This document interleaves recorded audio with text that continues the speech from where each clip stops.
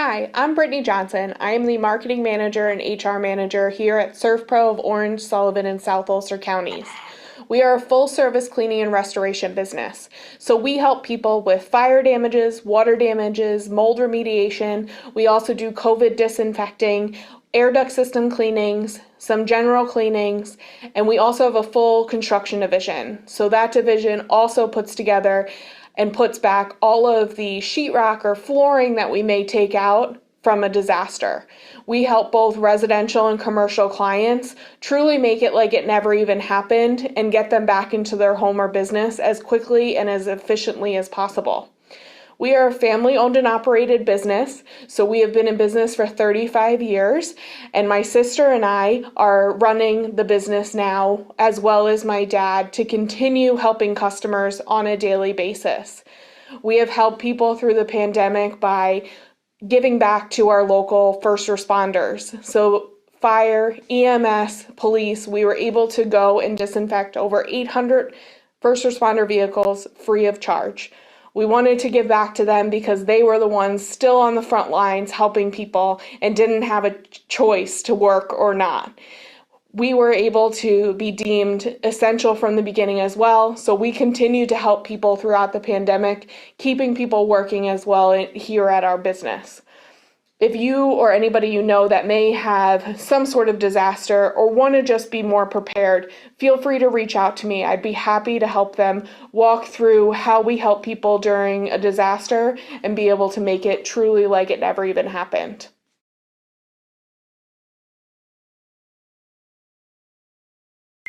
Hello and good morning, everyone. For those of you who don't know me, my name is Scott Perry, and along with my business partner, Matt, I own Atlas Security Services. We're a security guard provider. We provide services throughout the Hudson Valley, as well as in New Jersey and Pennsylvania. Matt's a retired trooper, and I'm a retired NYPD sergeant. We've been in business since 1992, and we currently have approximately 200 guards on staff. We provide services to all industries: municipalities, educational, healthcare, retail, entertainment, etc. We have a list of clients that reads like a who's who of Orange County and the Hudson Valley, and we're very proud of that fact. We provide the same services that the multinational companies provide. However, we maintain a hands-on approach where myself or my business partner are available 24/7. In addition to the security services such as armed and unarmed guards that we've been providing for several decades, recently, due to the new challenges we face, we're providing temperature screening, wellness questioning, the maintaining of social distancing guidelines. So if you or any of your clients have any questions regarding security services, please reach out. Thank you for your time and have a good day.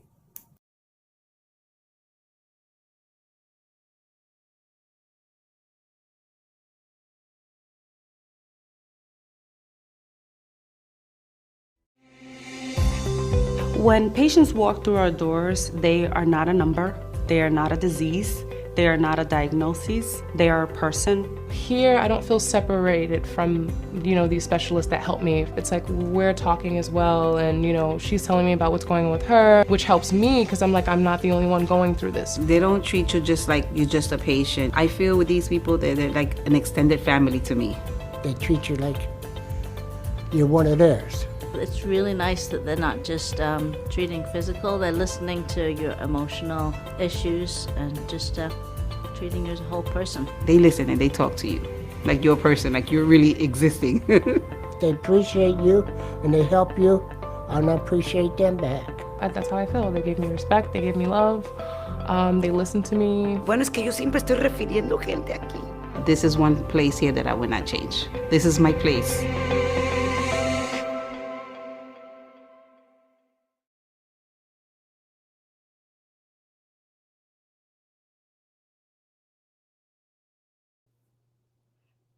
Good morning. I'm Heather Bellmeyer, the Acting President and CEO of the Orange County Chamber of Commerce. I'm delighted to welcome you today to our March membership meeting, Meet Our State Legislators.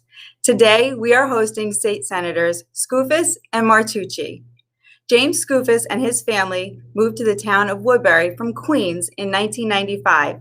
For many of the same reasons that we all choose to live in the area, a better quality of life, an education that strives for nothing short of excellence, and a strong, friendly, and caring community. During his 6 years in the State Assembly, James fought for the Hudson Valley's working and middle class that are often overlooked by the government. He's been a champion of better schools, strong infrastructure, and leveling the playing field. James was elected to the State Senate in 2018 and re-elected in 2020, where he continues delivering results while serving with integrity, as well as chairing the State Investigations Committee. James lives in Cornwall with his loving wife, Hillary, who he married in 2017. Welcome, Senator Skoufis. Thanks very much, Heather. And I'm delighted to join you. I'm delighted to join my colleague, Senator Martucci, who is a friend and partner in the Senate. And if I'm not mistaken, if this is not your first virtual breakfast, it's got to be pretty close to it. And so congratulations to you. And I wish you the best in the days and weeks and months ahead. And so, look, I've joined the chamber here now. I think this is my maybe 9th or 10th legislative breakfast since I've been in the state legislature. And this one certainly is quite a bit unique compared to the previous 8 or 9. And, what a time to be doing this. It's, Albany is quiet as a mouse. Like, there's no news to talk about. And, here we are. When in fact, there's a budget due in 2.5 weeks. The governor has all these scandals. And so I think there's lots to talk about. And I'm really happy to be here. But first, I want to thank your membership because over the past year, and I don't need to tell any of you, this has been the most challenging economic time, especially for small businesses, probably in a number of generations, maybe in 100 years or so since the last time we've had a pandemic and the entire economy was shut down.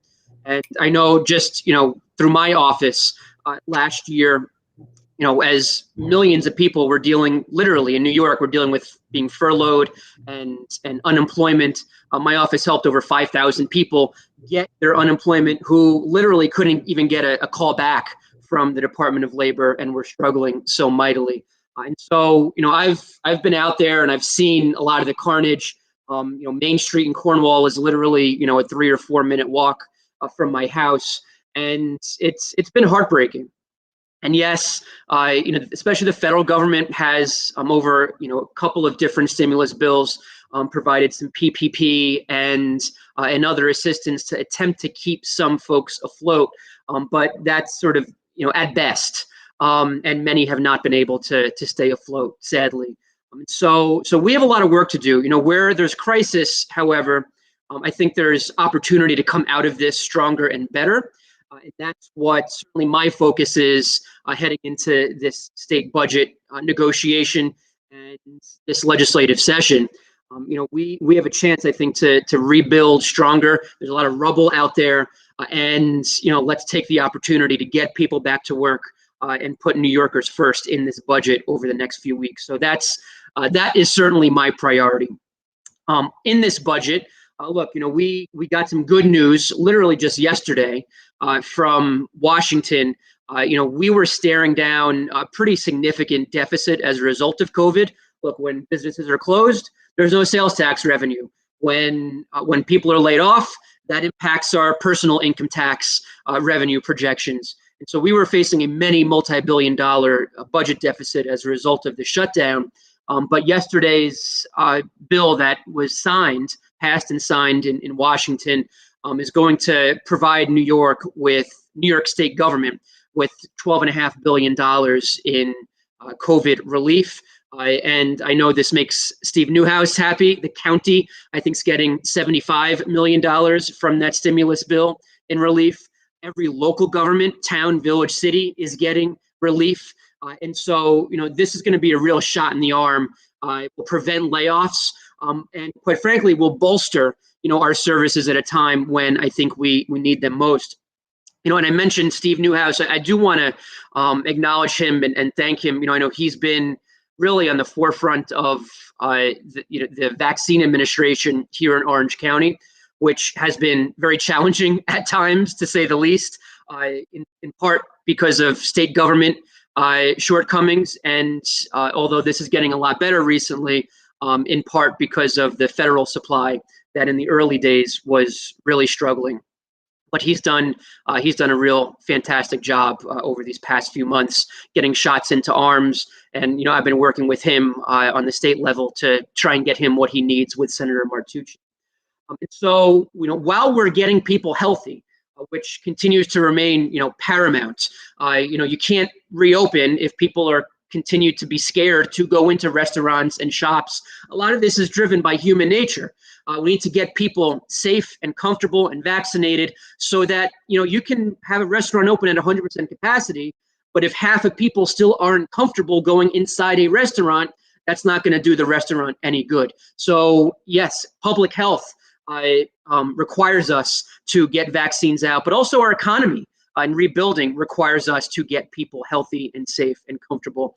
And so we need to continue doing that. But, in this budget, look, I think that, we have an opportunity to really, create jobs. Probably the simplest way to do that is capital projects, whether that's infrastructure, whether that's environmental projects. We're negotiating right now what the next DOT capital plan is going to look like. The governor in January, before we got this help from Washington, proposed a 1-year capital plan. It's my hope that we can put in place, implement a 5-year capital plan now that we have this assistance from Washington.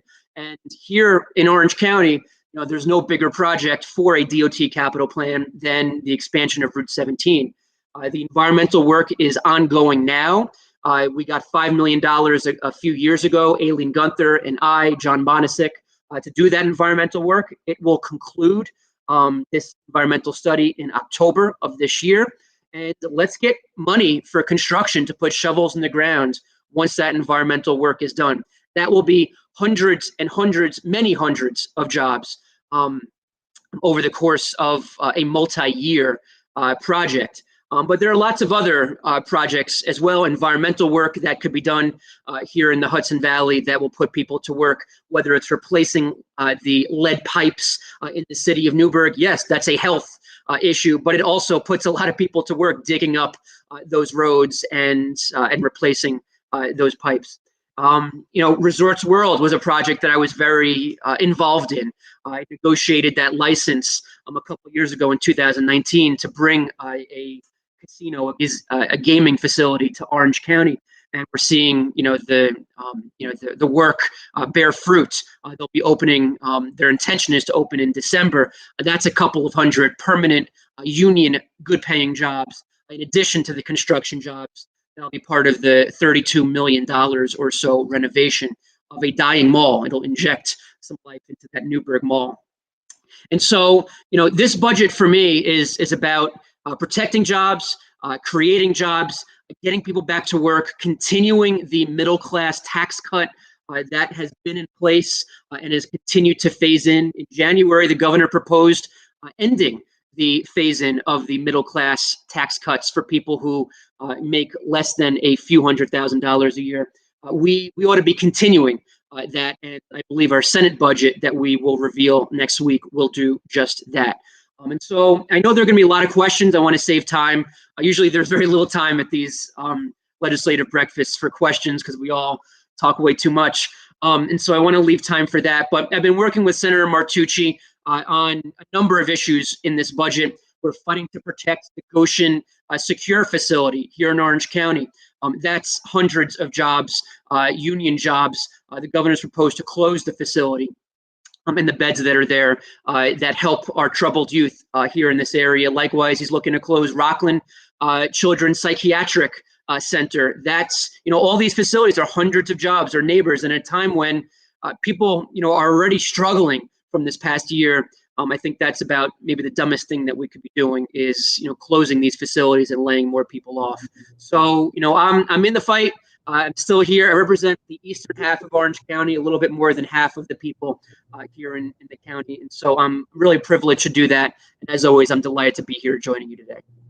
Thank you so much, Senator Skoufis. We will have you back in a little while for some Q&A after we hear from Senator Martucci. Mike Martucci grew up in Westtown, New York. He is a lifelong resident of Orange County. Mike is a dedicated family man who believes in giving back to his community through volunteerism, teaching, and philanthropy.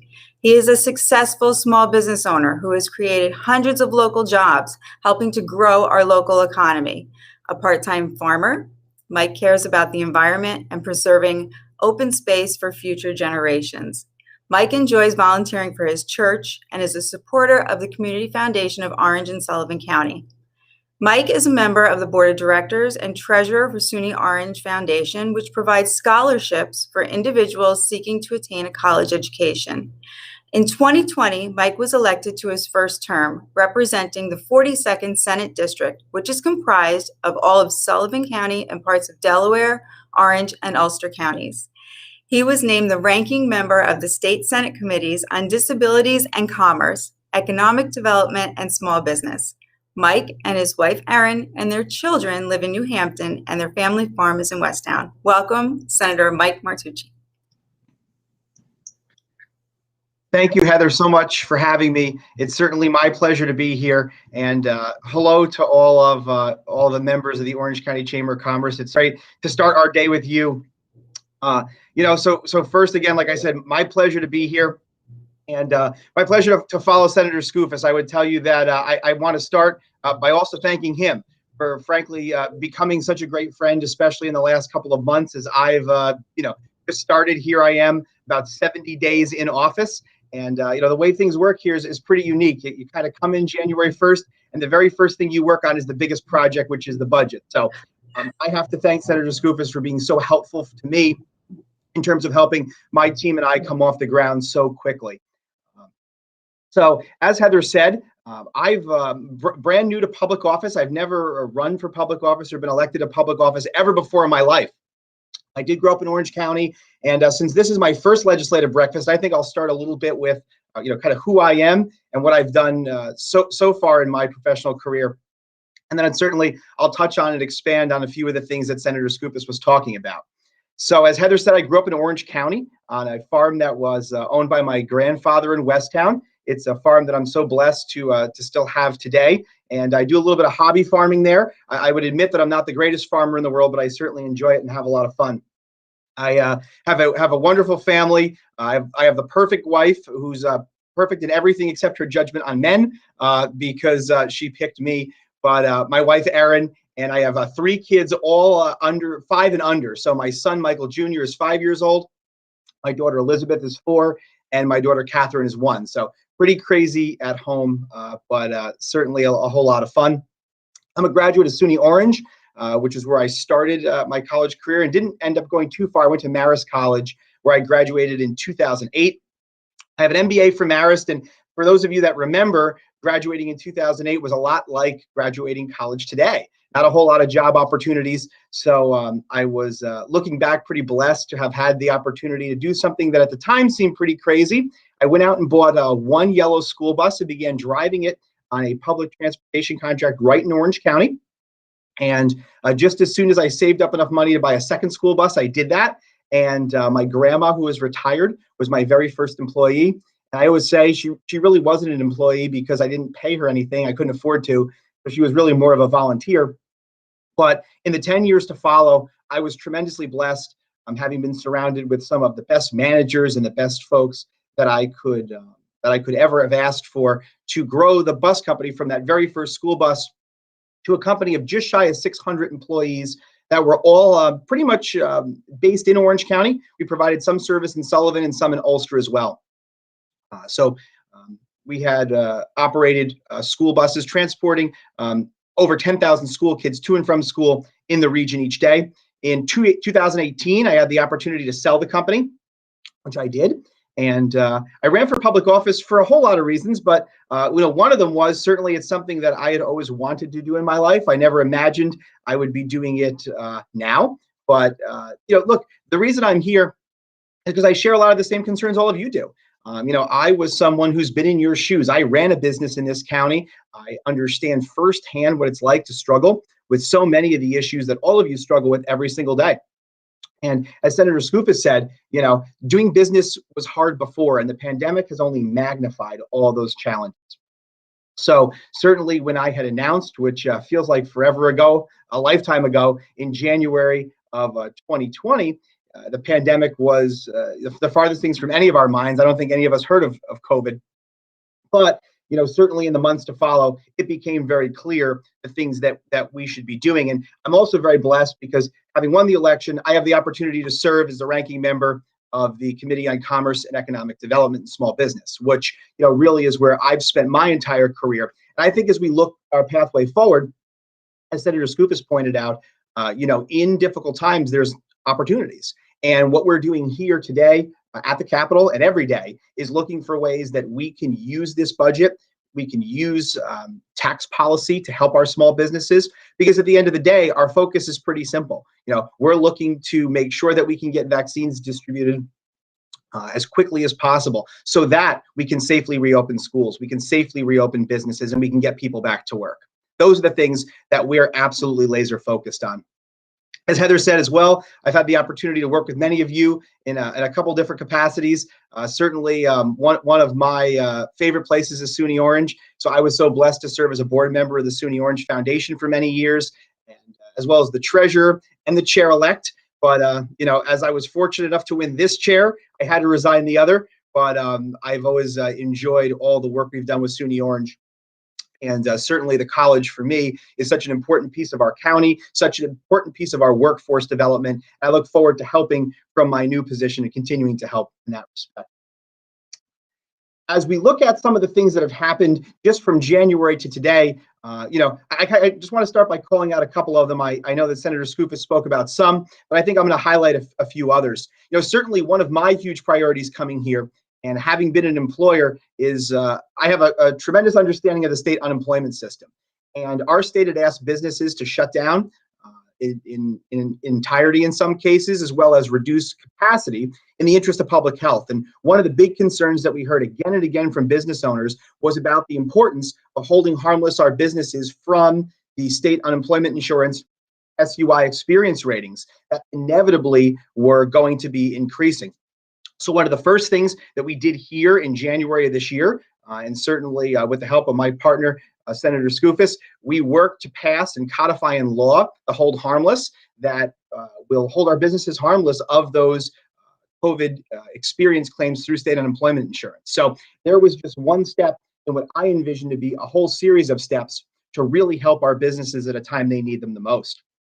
As Senator Skoufis said, certainly infrastructure projects are on our radar screen, and now's the time. I mean, this budget has to be a jobs first budget. And one of the ways that we make it a jobs first budget is we look at infrastructure. Certainly, all of the folks that have sat in this seat and other Hudson Valley representatives before me have been working for many years on the 17 Forward 86 project. So while I'm new to the game, they've been outstanding in terms of catching me up and getting me up to speed on where we are. So I've joined that really important chorus of voices to make sure that we keep track on the project.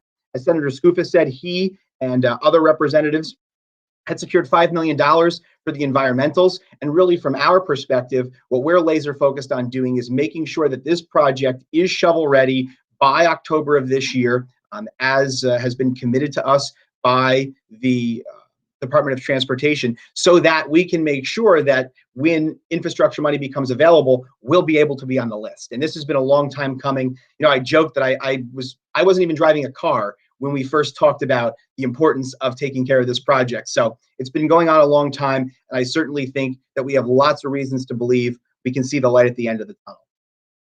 The other piece, obviously, being a small business owner myself and serving on as a ranking member of the Commerce and Economic Development Committee, is our Main Streets. And Senator Skoufis spoke about Main Street in Cornwall, which is just steps outside of his home. And I think that as we look at the recovery here in New York, one of my great concerns is we will not recognize any Main Street after this is all over, because we see the impact that this has had on small businesses. So dead center in our focus and in our sights are very practical things that we can do to help not only preserve and protect the small businesses that have held on through this really difficult time, but as we move forward in the future, look for ways that we can attract new businesses. The federal stimulus, I know that Senator Skoufis touched on. I think really covered it very comprehensively, but it's a game changer for us in a tremendous way. And certainly that federal stimulus is going to be assistive in us addressing the state budget, which is due in just a couple of weeks, but also provide some really important support to our local governments, like the county, like Senator Skoufis said, who's going to be receiving $75 million, and each of our towns and municipalities. And this money is going to be so critical because it will be the stopgap in terms of the counties being able to hold the line on property taxes, our towns not having to make tough decisions in terms of laying folks off and making those other really tough decisions, especially at this time. Because again, we're holding fast the important fact that this needs to be a jobs first budget, and this is certainly not the time that we should be making drastic cuts across the board. Thank you, Senator Martucci. Appreciate that. So we're going to welcome back in Senator Skoufis, and we're going to take some questions that were submitted previously by those that registered for both of you to answer, and I'll leave it to you to decide who would like to answer first. So the first question is, there was a question about the real estate deficit. Would either one of you like to address that first? Sure. I'll jump in. So the number that the governor's been touting as our deficit for many, many months now has been $15 billion. That is, I would argue, and I think the facts would argue, that that is not a complete reflection of reality. We took a number of steps over the past year that have brought that number down. That did not require formal cuts, by the way. So, for example, we had a hiring freeze in state government. And so, actions like that have actually brought that 15 billion number down to about 7 or 8 as what I would characterize as the true deficit. And so, as I mentioned before, and as Senator Martucci alluded to, the recent stimulus bill that was signed yesterday, New York State's getting $12.5 billion this year. And so we actually, come out in the black if you sort of layer that on top of what I would again consider the true deficit. So that those are the real numbers as far as I'm concerned. Senator Martucci. So Heather, look, Senator Skoufis is 100% correct. I think that, very simply, what our focus now is as we move through this budget process, which is, again, developing in the next several weeks, is just making sure the money gets into the right hands. That's really our big concern at the state level at this point, because certainly the governor's executive budget proposal, which he released back in January, include tremendous cuts across the board. And I think, what we're advocating for together, especially for our region, is full restorations of these cuts, because now's not the time to be pulling back on so many of these critical services. So Senator Skoufis is 100% correct about what we believe the real deficit is. And again, our focus is going to be to make sure that we restore the cuts that have been laid out in the executive budget proposal, because for so many years we've been asking folks to do more with less. And with all that's going on this year, it's certainly not the time to come with significant cuts across the board. Thank you. Next question is really a statement, but I'll give you both the opportunity to address it. It says, please continue to support the children of Orange, continue to support the 200 plus programs we serve. Would either one of you like to make a statement on that? Sure. So, I mean, I don't think you'll find any politician, elected official who is, not going to lend supportive statements to making sure services are there for our kids. But look, it goes without saying that students and children have been put through the ringer the past year. And, that has taken an educational toll on them, that has taken an emotional and a mental wellness toll on them. And we do need to make sure that the services are there for them coming out of this pandemic. And I'll just note, so our Senate, so the way the budget works very briefly, the governor comes out in January with his budget proposal. Then next week, you will see both the Assembly come out and say, hey, this is what we think the budget should be. And the Senate will say, this is what we think the budget will be. And we'll take up and pass those, they're called budget resolutions, one house resolutions. And then from there, we have the 3 pieces by which we negotiate a final budget that is due on April 1st. So next week, the Senate will be taking up our version of the budget. And I think you are going to see a far more significant investment in our children than what the governor proposed back in January. Something that I care very deeply about and have for years as a matter of fairness, but also certainly on the merits. is that New York City gets a tremendous amount of pre-K money from state government. This was part of a deal that was sort of cooked up back in, I think, 2014. And the rest of the state does not get parity, does not get anywhere near what New York City gets in pre-K money. And so I am fighting with Senator Martucci and many others very hard to get parity, hundreds of millions of dollars of new pre-K money outside of New York City, because early childhood education is so important. And it's even more important now so that their parents can get back to work coming out of this pandemic. So, that's something to look out for next week as we take up our Senate budget. Thank you so much. I'm going to read this verbatim. This was submitted. These are all questions that were submitted previously. So I want to make sure that I have this completely accurate.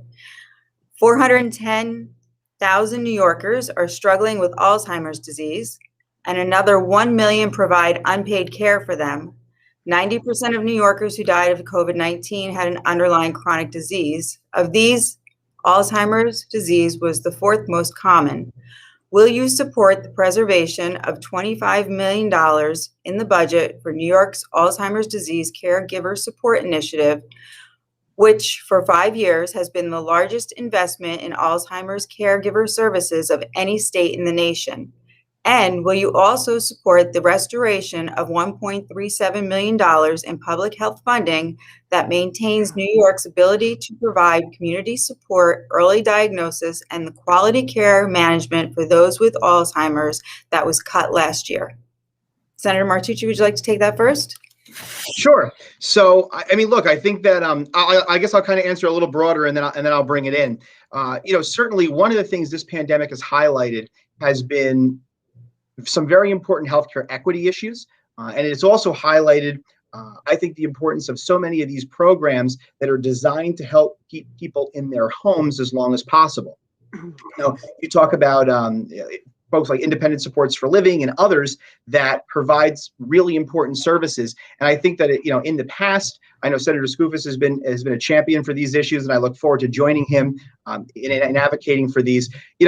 This year, if one thing has been called out, it's been, in many cases, the dangers of nursing home environments, right? And I think that anything that we can be doing to help keep folks stay in their homes and help these folks be able to be cared for either by their family members or home care workers not only improves the quality of life, but frankly, it's safer. It's a whole lot safer right now. The other piece of this too is, these are folks that need care, and providing them care is our responsibility. And in most cases, this is a far less expensive option than a long-term care option or a hospital option. So I think that one of the things that we're all doing here, again, the pandemic has really highlighted the importance of looking at healthcare costs, looking at those long-term costs. So when we talk about things like the $25 million that's needed to provide caregiver support so that they can take care of family members with Alzheimer's, or money that's involved with public health funding, this certainly is not the time that we should be backing away from those initiatives. We need to be walking steadily toward those initiatives for a number of reasons. Again, one, they're in the best interest of public health. Two, they provide tremendous improvements in quality of life, not only for caregivers, but also for folks that are dealing with these conditions. And third and finally, long-term, it makes fiscal sense for this state to be doing it. So I would tell you that I look forward to joining a chorus of voices again that have been supporting these things that I think have only been magnified. The importance has only been magnified by the pandemic. Thank you. Senator Skoufis? There's not much more to add. I think Senator Martucci covered it well. I'm in complete agreement. My wife actually worked for many years for the Alzheimer's Association, and so if I didn't do the right thing there, I'd face repercussions at home as well. But on the merits, it's certainly the right thing to do. And as Senator Martucci noted, we need to be protecting and, quite frankly, enhancing all of these health funding initiatives that are in the state budget. The idea that the governor would, at this moment, suggest there be cuts to this and other health programs, by the way, I think is just poor public policy and really short-sighted. And so we're fighting to restore that money. Thank you. This kind of leads into the next question, and I'll let you decide who takes it first. Two important topics for our state right now are nursing homes and the investigation of sexual harassment allegations against Governor Cuomo. What are your comments on these topics?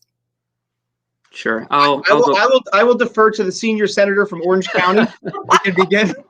Sure, I'm happy to. So look, 8 days ago, I made the call to have the governor resign. And I didn't do that lightly, and I didn't do that with any happiness.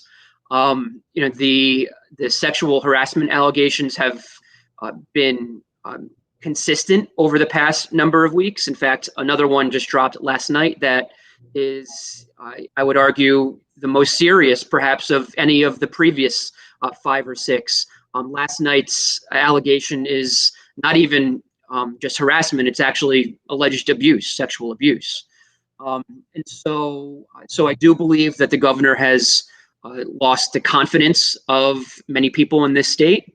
He's lost my confidence in the ability to continue in his office. And so I was one of the very first Democrats in the legislature to call for his resignation some 8 days ago. And it's compounded by the nursing home issue. And look, we just found out a number of days ago that sort of the lie was covered up with a lie. It's really indicative of, I think, this loss of trust that many, including myself in the legislature, have right now with the governor's office. Thank you, Senator Skoufis. Senator Martucci, would you like to weigh in? Yes, Heather. So first I'll start with Senator Skoufis is right on all accounts. And, look, I think that the pieces that I would add first is that, right now, what Senator Skoufis and I want to be focused on are the things that we're talking about. We need to be focused on crafting a budget that gets our schools open in a safe way, that gets folks back to work, that reopens our businesses, that vaccinates our state. Those are the things that we should be dealing with here at the Capitol. But instead, there's a tremendous distraction that's happening. And that distraction is taking away from our ability to do all those things well.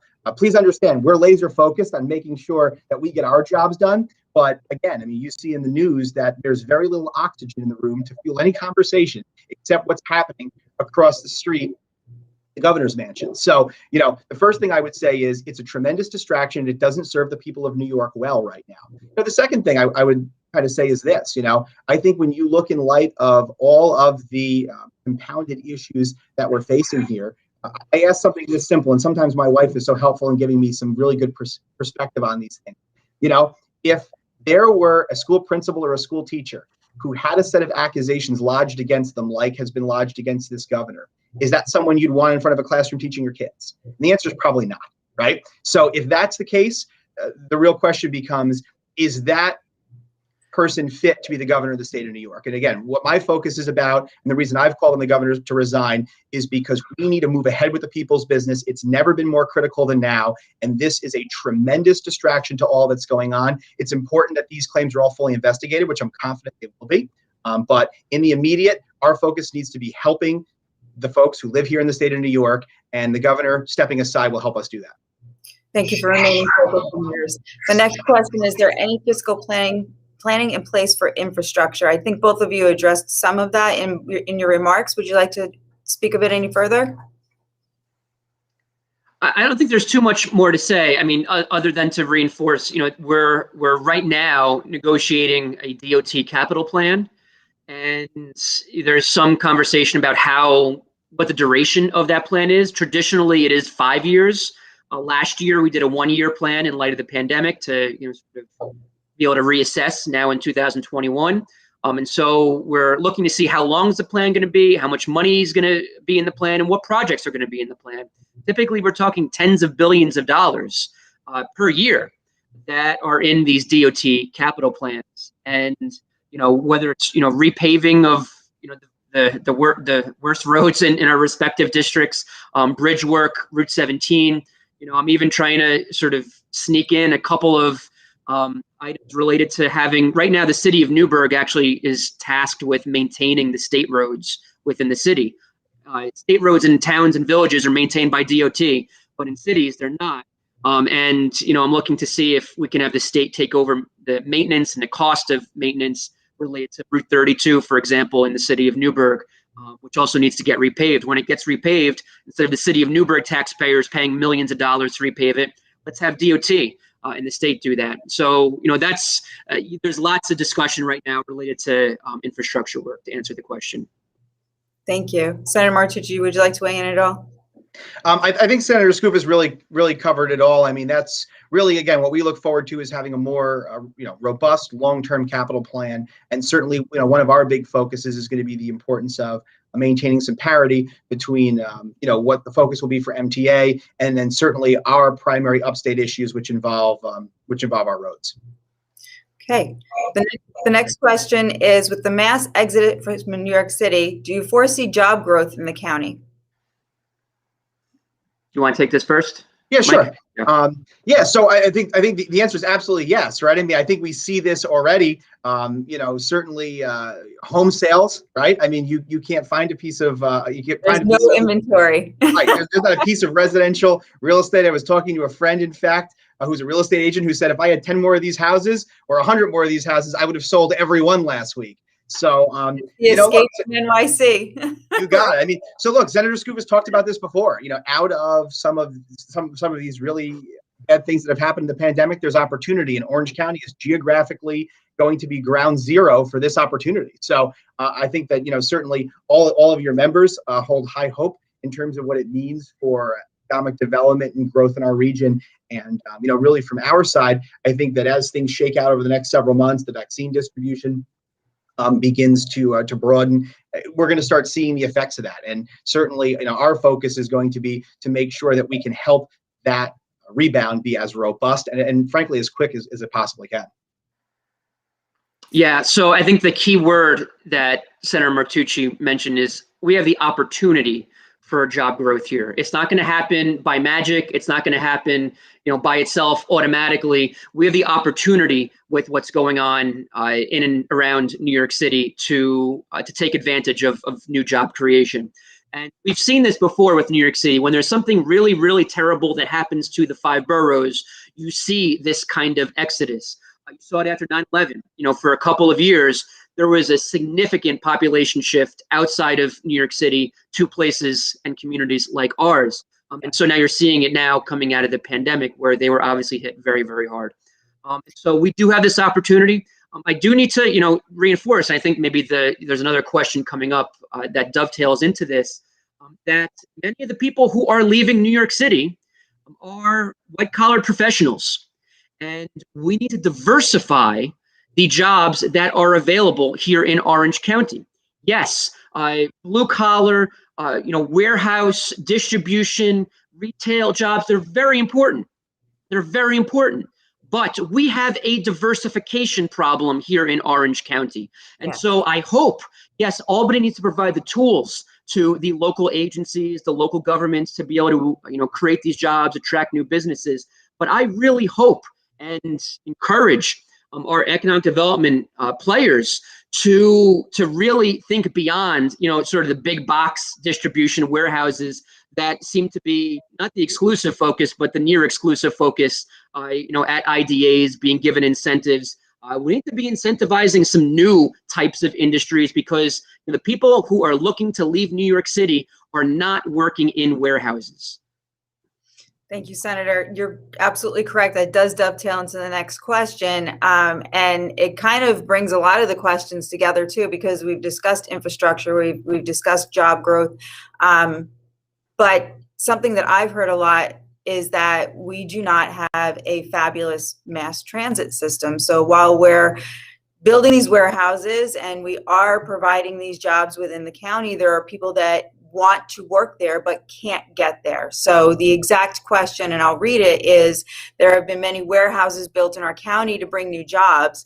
Are there any plans in place for a mass transit system for Orange County residents to be able to get to these jobs? Yeah, so the county has a bus system. I think certainly, and I think everyone, including the county, would acknowledge there's always room for improvement. But your point is very well taken as it relates to, in particular, people who live in the 2 major cities in Orange County, Middletown and City of Newburgh, where many of the residents there just have transportation challenges. They don't own cars, whatever it might be. And so there needs to be an increased focus on more bus routes, more availability, more, quite frankly, communication and public service announcement type messaging to the residents about the availability of transportation. And so, look, BJ's and other big projects are happening in the town of Newburgh. For example, you've got the Resorts World Casino gaming facility coming down the pike, and there needs to be a way for City of Newburgh residents to get to those jobs if they don't have cars. And look, we're not going to be building, I think, rail all throughout. There are not going to be subways throughout Orange County like there exists in New York City. And so busing is really the obvious and most feasible way forward to increase public transit. So there's a state role to play here. And certainly, we look forward to working with the county to do better. Senator Martucci. Yeah, and Senator Skoufis is right on the money there. I mean, the piece that I would add certainly is, we see today with the pandemic that public transit systems, including our state's largest in the city of New York, are struggling terribly because ridership is down significantly. So there are some immediate challenges, which I think we're all hopeful will soon fade away as we march steadily through the recovery from COVID. But yeah, the focus needs to be our major cities for sure.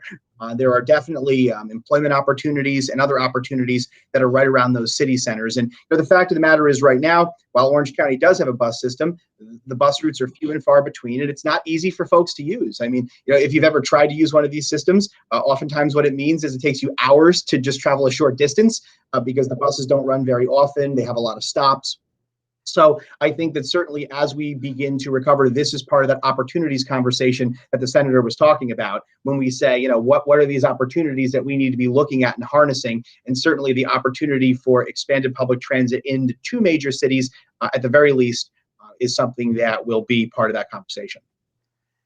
Thank you, Senator. I'm going to stay with you on this question. What was the defining moment when you said, I want to run for elected office?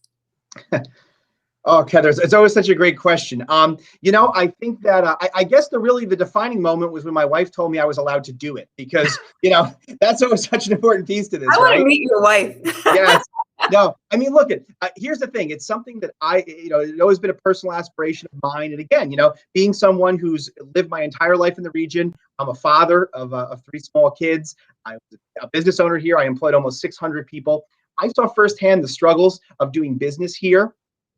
And how difficult it is. And frankly, I was so blessed to be able to tell the story that I told. But what I always want is I want the ability for any person who has the ambition and who has, is willing to take a little bit of a risk to be able to do the things that I did. And unfortunately, my story is unique and it shouldn't be. So, I look at the opportunity for me to sit in this seat as one where I can pay that forward to folks. And, again, allow anybody who wants to start a business or be successful in the region or grow their family here to be able to do this. So for me, I would tell you it was a little bit of a logical progression at this point. And then I was able to finally pull the pin out of the grenade, so to speak, when my wife told me I was allowed to. That's great. Senator Skoufis, I would love to hear that answer from you. Yeah, sure. I don't know that I have a singular defining moment when I made the decision, and I certainly took a different path into politics than Mike did. So look, coming out of college, I knew I wanted to do something in government, something in politics. I studied it, did a lot of sort of internships and had experiences in college. But I didn't know exactly what I wanted to do. I mean, you can do a lot of things in politics, right? You can, be a staffer in a legislative office. You can work on campaigns. You can work at a think tank, do policy work. There are a lot of different roles you can take on within government and politics. And so when I moved back home, there was an opening on the town board in Woodbury. And part-time, I was commuting to the city for my full-time job, which actually wasn't in politics at all. But I viewed that as, hey, if I don't like it, then it's, a couple meetings a month. It's no big skin off my back. And, I won't run. And it was actually an appointment to fill a vacancy for a while. So, I could actually see a few months later if this is something I liked and decide to run. And I wound up really enjoying it and found it rewarding. And I felt, not to be sappy, but like I was making a difference in the community and in what I was doing. And so, it was, I think, sort of that experience, evolving experience where I said, well, this is something that maybe I want to continue doing. And then I, had the opportunity to run for assembly in 2012. And I guess the rest is history. Here we are. be the change. Yeah. Awesome. Thank you, guys. What advice do you have for small businesses? You want to take that, Senator Skoufis? Sure. Look, I think probably Senator Martucci is better equipped, given that he, for many years, ran a small business himself, to answer this question. But look, both of my parents were small business owners. My mom owned and ran a dance school, ballet, tap, jazz, that sort of thing in Sugarloaf for many years. And my dad still owns and runs a Greek deli down in Brooklyn. And I think the one word that was very that captured them being able to be successful and get through difficult times, like no doubt many of your members are situated in right now in the pandemic, is really perseverance. It's, I think, no matter, probably in any job, it's very easy to sort of get down on yourself when times are really tough, and times have never been tougher for a lot of your members. I think it's just important to continue looking ahead, to persevere, keep your dreams alive, as bleak as sometimes they may seem over the past year or so. And certainly, don't be afraid to ask for help. We don't work miracles in our Senate offices, but there are ways that we can help too, Senator Martucci and I. And so people should reach out to us. But times are very, difficult right now, and the past year has been very dark for a lot of businesses. But I guess my advice would be, continue to persevere if you can. That's great advice. I'm going to reword the question slightly for Senator Martucci, since he was a small business owner. What don't you know as a small business owner that you wish you knew, that you want to give advice to the small business owners now? Oh, gosh. So, look, I guess great question, and I'll take it from where Senator Skoufis left it off. I'm sorry, I went off script, so you're totally— that's good. No, the off script is fun. We like it. We Life Unscripted is our theme here, by the way, at the Capitol, because every day when we open the newspaper, there's a new development in the soap opera that we call life. But look, small business owners are resilient by nature. It's who we are, right? I mean, we are folks who are able to take anything thrown at us and do your very best with it and find a way to serpentine and adapt. So, resilience is in our core. It's part of our DNA. And, I think that when I look back at being a small business owner, when people say, well, what's the connection to politics? When I owned a small business, I can remember some of the really, really not only tough decisions, but tremendous responsibilities that you carry. And I'll give you just one example. I go to college, I get an MBA, I study business, and you're not until you're in business do you understand the importance of things like cash flow. Where my wife and I were taking out, the checkbook and writing a check against our home equity line to make payroll, right? And until you've been in that spot, you don't understand it. And the reason that I did that, and the reason that so many small business owners here have gone months and months without a paycheck, is because you are focused and dedicated and loyal to the people that serve you. And it was never lost on me that hundreds and hundreds of families relied on me every week to put food on the table, put Christmas under the tree, to make sure they had health insurance so they could go to the doctor when they got sick, and to make sure there was a roof over their head. And that was my responsibility. And I was accountable to all of my employees. So many people said to me, oh, you've been so lucky in your life. You've never had a boss. You've always been the boss. You worked for yourself, and now you're in politics, and, you don't have to answer to anyone, even though some people think the governor's our boss. He's not. It's quite the opposite. When you're a business owner, like so many of your members, you are accountable to each and every one of those people who walk in the door every day, dedicated to serving the cause of your business. When you're in public office, you are accountable to each and every one of the people, the nearly 300,000 people that we each represent. So, to me, those pieces have never been lost on me. And I think it's so important to keep those things in mind, because when times get tough, again, resilience is part of our DNA. It's part of our makeup. And what's the reason that we do it? The reason we do it is because people are counting on us. I couldn't have said that better. As a small business owner and as the leader of an organization more than once, absolutely, it's on your shoulders. Last question, and whichever one of you want to grab it. What inspires you?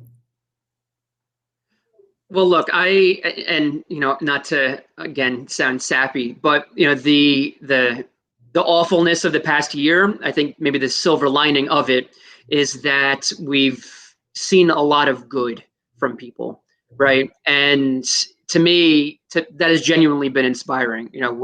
Whether you're a healthcare worker who literally, like, you're putting your life on the line every day going to work to take care of our neighbors, and have witnessed tragedies on a daily basis in the hospital, in health centers, in nursing homes. And look, I was sick with COVID back in April of last year. Obviously I'm well. I don't have any long-standing sort of effects, but I was quite sick for a couple of weeks, and like, people were dropping food at my house, without even like asking if we needed it, and it really touched my soul to see whenever people were reaching out to take care of one another. So I mean, in our darkest times, I think we do see some of the best of humans and human nature and our people and neighbors here in our communities and states. And look, we had thousands of kids write letters, handwritten letters thanking our healthcare workers that my office organized, and just like the most heartfelt actions have sort of revealed themselves over the past year. So that to me has been inspirational, and I think has gotten a lot of people through this past year. People like needed to see that to help them get through the days and weeks and months of this horror show. So that has been very touching to me to see. Thank you, Senator Skoufis. Senator Martucci. So that was the question that I wanted to go first on, because all the right answers. But no, that's fine. Listen, I think I'll talk a little bit more specifically about something that's really touched me in the last couple of months. And so when you get elected, you come here and you serve on committees, as we had discussed, and these committees are assigned by leadership. So sometimes you get to request, but you really don't get to pick. And one of the places that I'm so blessed to serve is on the Disabilities Committee. And while I owned a school bus company and had an opportunity to work with special needs kids, transporting hundreds of them to and from school every day, and Erin and I have a nephew who's in special needs as well. It's not really been an environment that I've spent a tremendous amount of time with. And over the past month or month and a half, all day we do these Zooms, and I have met so many incredible members of the IDD community who, as the senator said, just have absolutely the biggest hearts. And these are people that attack every single day with a tremendous smile, whose determination is an absolute inspiration to me, because here at the Capitol, we're so blessed to have a messenger service that's largely staffed by members of the IDD community, and these are the happiest people in this building. And this building houses our governor and 63 senators and 150 assembly members. And so many of us walk around here with a long face for all the reasons we just talked about on the phone. But who are the happiest people in this building? It's members of our messenger service. And I think what they do is they send a really important message to us, which is that we absolutely have to be so grateful for everything that we have, because they, again, are attacking what we would consider to be just normal everyday activities, but for them are tremendous challenges, with a smile, with grit and determination. And when I look at those folks, and like I said, the determination and the tremendous positive attitude that they approach their day with, it gives me a real shot in the arm to take on the day. So it's always a nice walk to the office in the morning, because you get to meet a handful of happy folks. And I think it's certainly been one of my great honors just in the first, again, basically month and a half, really, that I've been interfacing on that committee, to meet so many of these great people. So there are signs of inspiration and signs of spring all around us, including the wonderful weather this afternoon that we all are waiting for. Yes, can you take those photos fixed? I didn't get on my motorcycle. Thank you so much, senators. I really appreciate you joining us and providing such quality information for your constituents. Your time is so valuable, and we really, truly appreciate you making it for us. Thank you. Happy to be here. Yeah. Okay. And I want to say that today's production was brought to you by EC Media Group, LLC. So we thank Everett and his team. Thank you to our sponsors, to our corporate partners, our board of directors, ambassadors, and our members for allowing us to continue to support and represent you, and to your dedication to the mission of the Chamber. Visit Orange NY to stay up to date with all of our events, and keep an eye out for a survey that's coming out for small businesses. This is going to be a great way for you to give feedback about who you are and what you would like to participate in with the Chamber Small Business Network. Thank you.